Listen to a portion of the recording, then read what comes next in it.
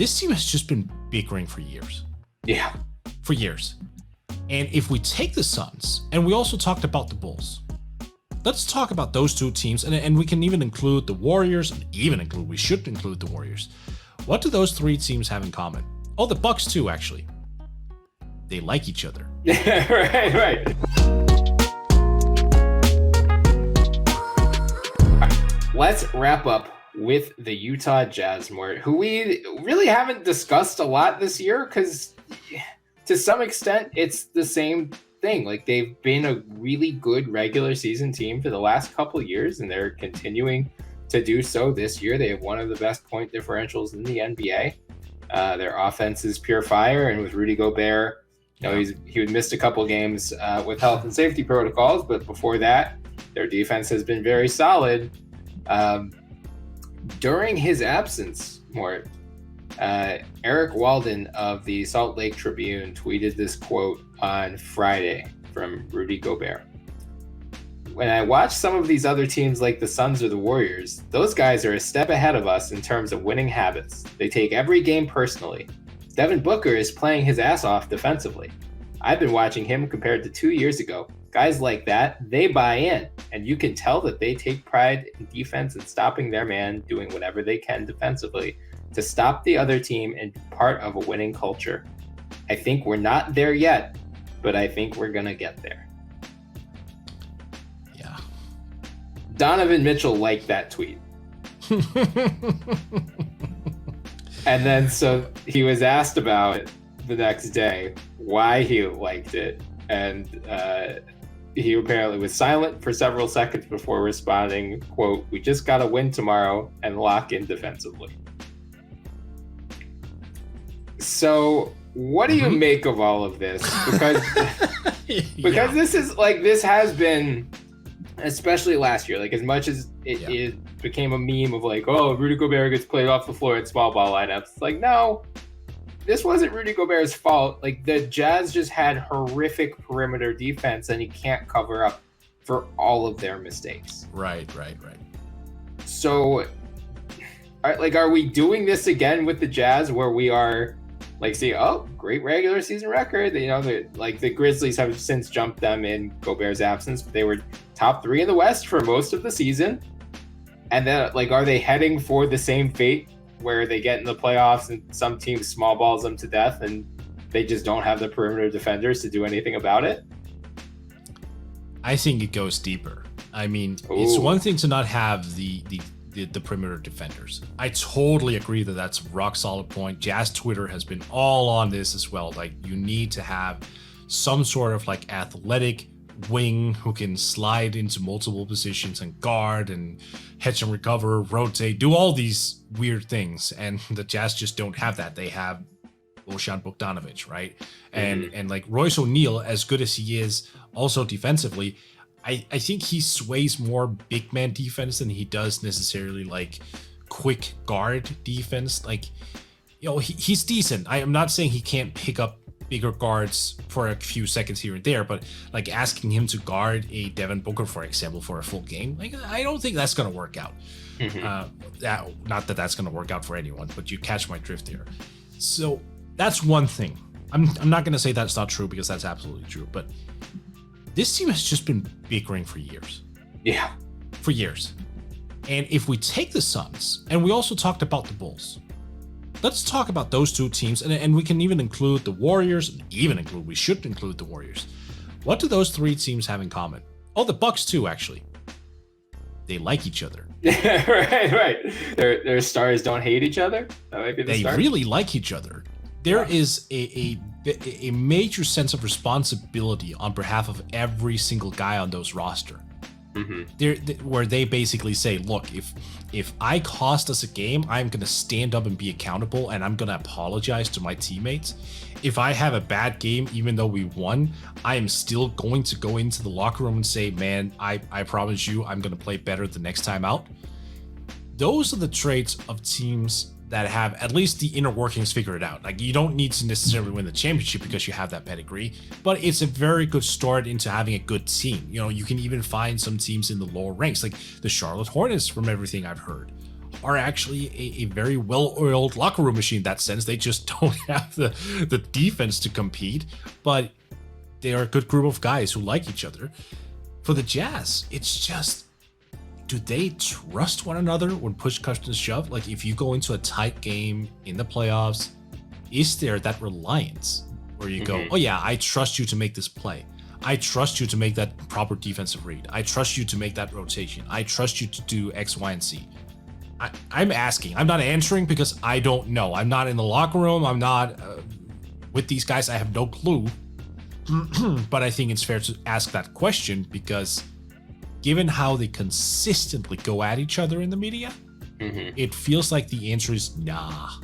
Yeah, I mean, to that point, someone asked Mitchell just what he thought about that quote in general, and you could just kind of hear the annoyance dripping off of him. He says, "We all as a group find ways to hold each other accountable. That's just his way about it, I guess. I don't know. I'm not really concerned about it. At the end of the day, we got to all find ways to get better. That's really it. We all have individual ways of doing it, and his just happens to be this way. So cool."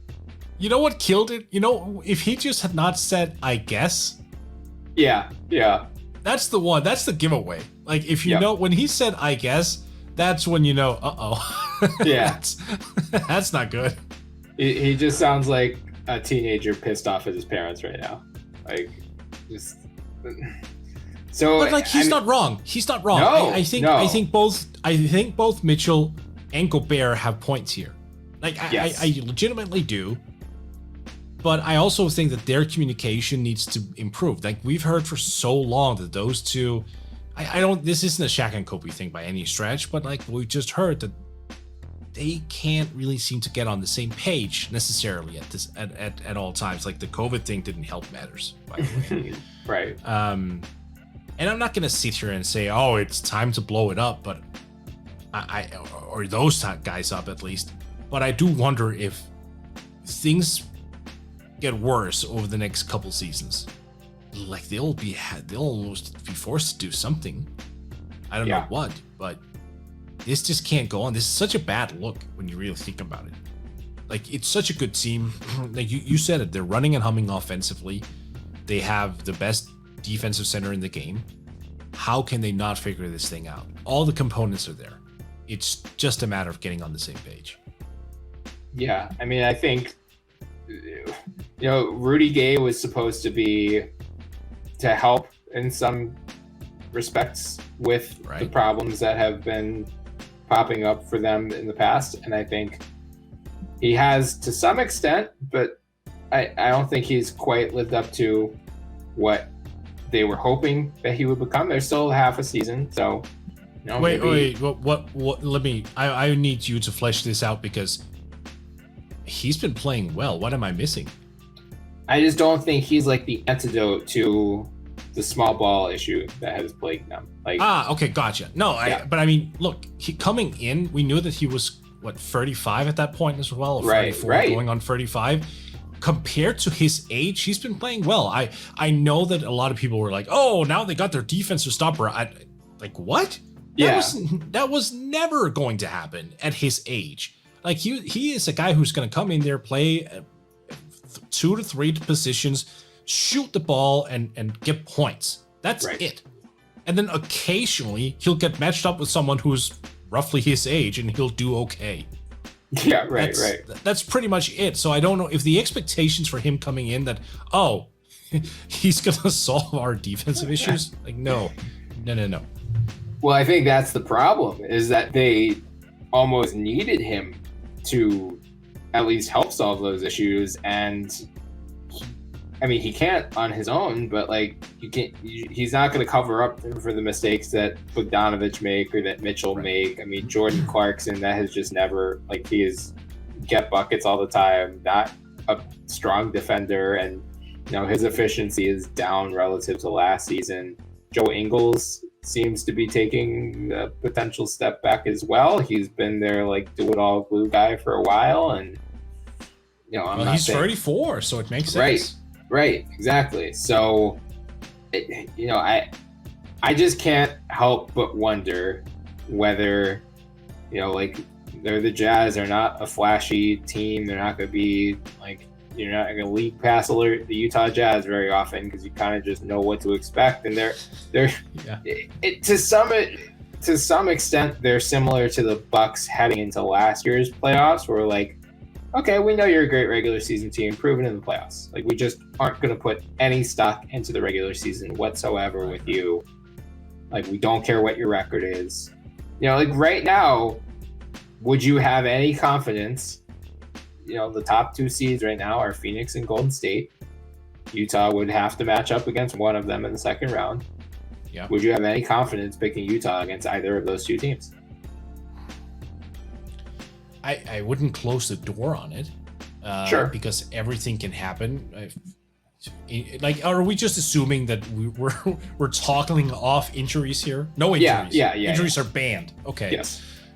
No. If there are no injuries, no. But since this is the real world, like, something could go wrong.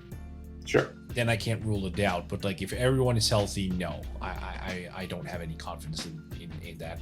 And part of it, to be honest, Brian, is now that I start to think about it, I think the Jazz are deceptive, and not in a good way, about one thing, because when Rudy Gobert is in there, you're seeing this 7'1" behemoth of a player, right? So you get it into your head that this is a very big team. Mm-hmm. They're quite the opposite. Yeah. Like, their starting backcourt are like both 6'1". Royce O'Neal, who's like starting at the 3-4, like he interchanged with Bojan. He's 6'4". Bojan himself is only 6'7". Mm-hmm. And like you have Joe Ingles coming off the bench, who's 6'7", 6'8". Rudy is 6'8". But that's kind of it. Okay, yeah, they Hassan Whiteside as well, but they don't have a lot of these full-time starters who are like 6'7" shot creators, or a Jaylen Brown type, if you catch my drift. Someone who has the necessary height to come in and create a shot. These are small players, and there's a limit to what you can do as a small player at certain points. And I wonder if that's why they rely on the 3-ball so much, because that's a shot you can consistently get despite size. Mm-hmm. But if you don't have that wing, self-creating wing, with legit size, passing chops, playmaking abilities, who can get to the cup on a consistent basis. Like, hell, Jordan Clarkson, also 6'4". Not one of those guys. I wonder if that plays a part. Just that they're too small and teams abuse them when it comes down to it in the playoffs. Yeah, especially, when you go against a Clippers team, for instance, that has Kawhi Leonard, Paul George, and Marcus Morris as your 3 forwards. Like, they're going to have a huge size advantage. Yeah, right. Like, they're going to have a huge size advantage over you. And I mean, I guess Golden State will have Clay, Wiggins. You're not getting much offensively out of Iguodala, Jordan Poole as well. And then no, but defensively, that's what I'm saying. Defensively, that's an asset. Like, Iggy is like 6'6", but can guard 4 positions. Right. So you can theoretically put him on Donovan Mitchell, and he would have like 5 inches on the guy, and I believe also quite a few inches on the wings in the wingspan department. Yeah. So, of course, Donovan is quicker, like, because he's so much younger. But that's not the point I'm trying to make. But you have these teams that are just somewhat large on the perimeter, and the Jazz aren't, which also explains part of their defensive issues. They need size. Yeah, like what does Utah do against a lineup? And you can contort this however you want. You have a bunch of different options, but like Curry, Clay or Poole, Wiggins, either Porter or Iggy, and then Draymond. Yeah. And you can even throw Nemanja Bjelica into it, because he's like 6'9" or 6'10" even. Right. I mean, Gary Payton II is also a very good defender. So, I mean, you see, I don't know. It's a really good question. It's a really good question. Phoenix too, with Booker taking the step that he has defensively, Mikal Bridges, Jay Crowder, Cameron Johnson, Chris Paul is still a good defender too. Like, both of these teams just might present major matchup issues, but I do agree with you going back, where you said both of these guys have a point. Like, I think Gobert is right in what he said, just wrong about going out publicly to say it, especially knowing that there's been some discord between the two guys at times. Like, you should be trying to do everything you can to promote locker room harmony, and shit posting your teammates anonymously through the media, or that, like, you're putting your name on it, but you're not naming the guys who you're talking about. You're just clearly talking about the perimeter players. Probably not a good way to go about it. No, he could have been a little bit more strategic in that end, but he's not. That's not his style. No. He's French, remember. Right. I guess subtlety is not their strong suit. Yeah.